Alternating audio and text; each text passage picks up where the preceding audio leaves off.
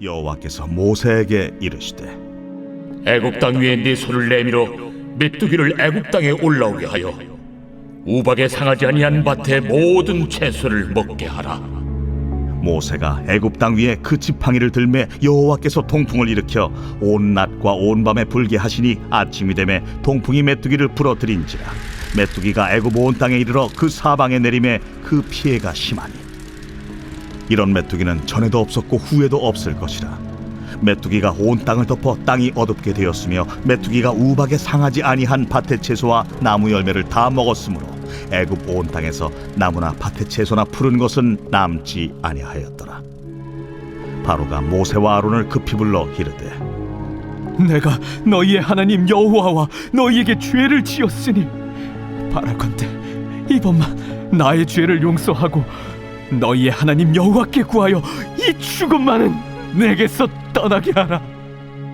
그가 바로에게서 나가서 여호와께 구하매 여호와께서 돌이켜 강렬한 서풍을 불게 하사 메뚜기를 홍해에 몰아넣으시니 애굽 온 땅에 메뚜기가 하나도 남지 아니하니라. 그러나 여호와께서 바로의 마음을 완악하게 하셨으므로 이스라엘 자손을 보내지 아니하였더라. 할렐루야. 4월 28일 수요일 아침 묵상을 같이 나누도록 하겠습니다. 오늘은 출애굽기 10장 11절에서 20절 말씀, 어제 이제 배준사님 말씀을 통해서 우리가 어저께 메뚜기 떼 재앙의 앞에 있는 부분을 보았고요. 오늘은 이제 후반부를 보게 될 것인데요. 먼저 오늘 12절부터 좀 살펴보면 여호와께서 모세에게 이르시되 애굽 땅 위에 내 손을 내밀어 메뚜기를 애굽 땅에서 올라오게 하여 우박이 상하지 아니한 밭의 모든 채소를 먹게 하라 라고 나와져 있습니다. 여기 보면은 애굽 땅에서 올라오게 하여 라는 말이 나와 있습니다. 올라오게 했다라는 것은 갑자기 짠 하고 생긴 것이 아니라는 것입니다. 이미 준비되어져 있던 것을 하나님께서 모세의 명령을 통해서 올라오게 했다라는 것입니다. 사실 이 본문을 제가 묵상하면서 이런 생각을 하게 되어졌습니다. 우리에게 사실 생사화복은요 이미 다 준비되어져 있다라는 것입니다. 신명기 30장 15절에 보면은 이렇게 나와져 있습니다. 보라, 내가 오늘 생명과 복과 사망과 화를 내 앞에 두었나니 라고 이야기해주고 있습니다. 생사 화복이 이미 우리 앞에 놓여져 있다라는 것입니다. 중요한 건 우리가 어떠한 선택을 하냐에 따라서 이것이 무엇이 우리에게 닥쳐오게 되는지를 우리는 생각할 수 있어야 한다는 것입니다.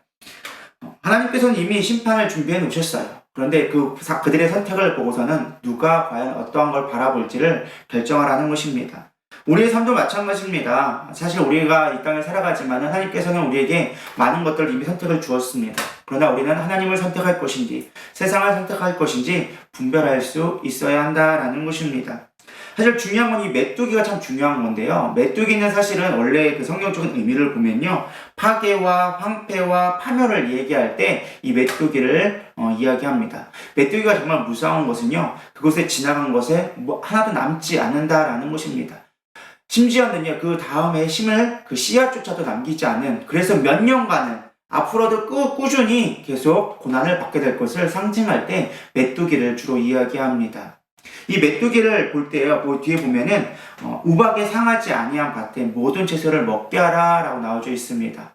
사실 하나님이 이들에게 살 수 있는 기회를 남겨주셨어요. 밀과 보리처럼 우박을 통해서 이미 씨앗으로 있던 것들은 상하지 않았던 것들이 이미 보존되어져 있었다라는 것입니다.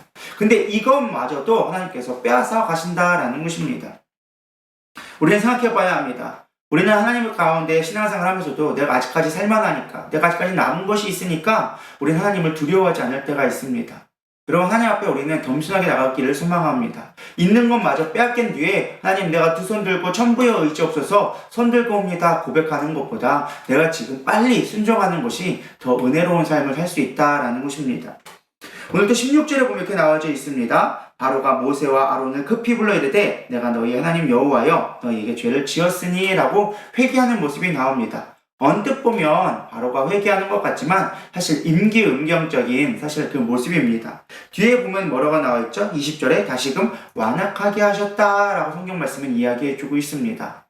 사실 보면은 우리가 신앙생활 때 참 이런 걸 참 많이 보게 되어집니다. 지금 막 어려운 일 당하고 힘들고 당하게 되어지면 하나님 이번만 도와주세요. 이번만 살려주세요. 그럼 제가 이렇게 할게요. 저렇게 할게요. 고백할 때가 참 많이 있는 것 같습니다. 사실 저도 그럴 때가 참 많이 있었습니다. 우리 담임 목사님 아프실 때 우리 목사님만 살려주세요. 하나님 내가 더 열심히 목회하겠습니다. 주님 뜻대로 살겠습니다. 더 매일마다 기도하며 나가겠습니다. 했는데요. 사실 제 마음 가운데 그걸 노력하려고 항상 기억은 하지만 그게 쉽게 되지 않더라는 것입니다. 고난 가운데 있을 때는 더 기도하게 되어지고 울부짖게 되어지는데 그렇지 않으면 벌써 조금씩 나사가 풀리는 것을 보게 되어집니다.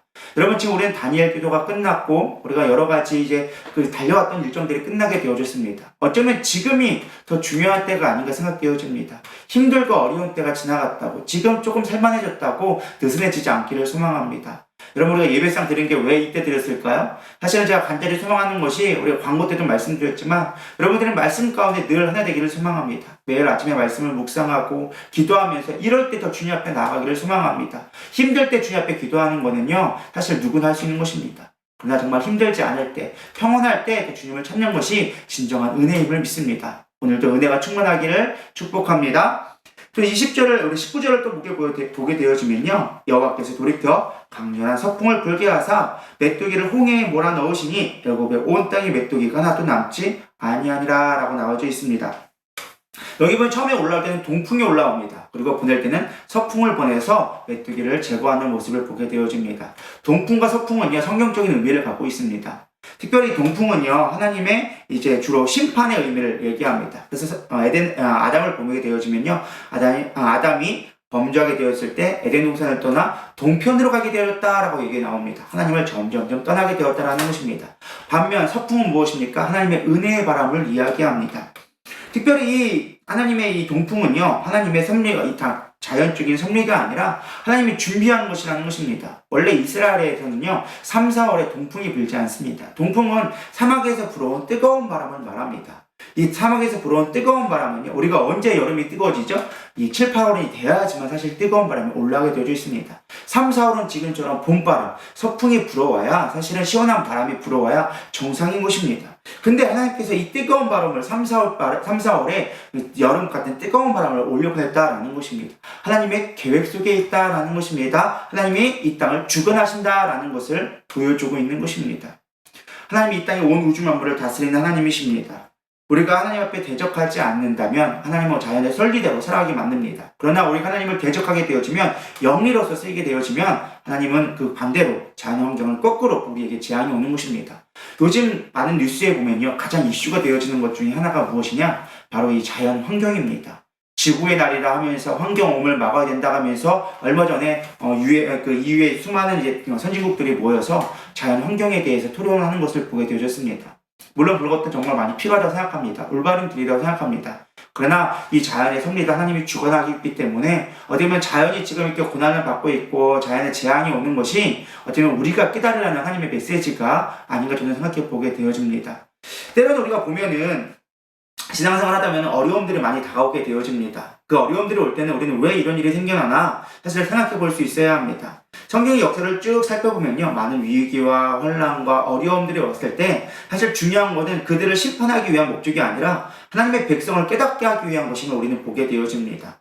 저는 오늘날 일어나는 수많은 문제들, 코로나라든지 자연환경의 문제라든지 내 개인의 삶의 문제 혹은 내 개인적으로 나를 대적하는 사람들이 있을 때 저는 이렇게 생각하게 되어집니다. 아, 하나님 나를 뭔가 깨닫게 하시는 거구나. 이 큰 지구에 지금 어떤 일어나는 경제적 환경들, 어떤 자연의 재앙들 지금 어떻게 우리 그리스도인들이 더 깨어서 기도할 때라는 것을 저는 생각해 보기를 소망합니다. 오늘 여러분 무엇을 바라보고 무엇을 생각하고 있습니까? 지금 나를 대적하는 사람이 있다고 힘들다고 우리가 생각하고 있습니까? 그렇다면 지금 하나님이 원하시는 것은 여러분들이 무릎 꿇기를 원하시는 것입니다. 하나님의 뜻을 발견하기를 원하신다라는 것입니다. 오늘 하늘도 하나님의 뜻을 발견할 수 있는 저와 여러분 되기를 소망합니다. 말씀을 마치려고 합니다. 전 여러 가지 참 오늘 두서없이 제가 요즘에 말씀을 묵상하면서 가능하면 원고를 보지 않고 그냥 묵상한 것 가지고 생각하려고 하는데요. 참 다양하게 우리가 생각해 볼 수 있습니다. 오늘 하루도 내가 무엇을 가면서 살아가야 될지 수많은 생각들이 지나갈 때마다 여러분들 오늘 주님을 또 묵상할 수 있는 생각이 되기를 소망합니다. 하루하루 살아가면서 그 어떤 상황이 닥쳤을 때 주님을 기억할 수 있다면 우리는 주님의 은혜 가운데 살 수 있을 것 같습니다. 쓸데없이 나의 고집 부르지 말고 내 뜻이 올바르다고 믿지 말고 우리 하나님의 뜻을 먼저 구할 수 있는 오늘 하루가 되기를 축복합니다. 기도하겠습니다. 하나님, 오늘 이 메뚜기 재앙을 통하여서 몇 가지를 생각해 보았습니다. 때로는 우리가 쓸데없는 고집 때문에 하나님의 뜻을 생각하지 못하며 그저 내 고집대로만 살아가려고 할 때가 있습니다. 때로는 또 그것이 힘들다가 해줘서 때로는 하나님 앞에 자백하고 나가는 것 같지만 다시금 원상복귀 되어지는 우리의 어리석은 모습 또한 또 발견하게 되어집니다. 하나님, 그들에게 다시금 없을 그 흔적조차 없애버리는 모든 무서운 재앙, 메뚜기 재앙을 보내는 것을 보게 되어집니다. 어쩌면 우리의 삶 가운데 그런 재앙이 임하지 않아서 하나님을 떠나 있다면 하나님, 다시금 빨리 돌이키게 하여 주시옵소서. 매를 맞고 난 다음에야 하나님, 내가 두 손 들고 옵니다 고백하는 것이 아니라 오늘 겸손한 마음으로 주님의 뜻을 구할 수 있는 우리의 삶이 되어줄 수 있도록 은혜를 베풀어 주시옵소서. 오늘 하루도 주님이 항상 함께 하기를 원하오며 살아계신 예수님의 이름으로 감사하며 기도드려 싸움나이다. 아멘.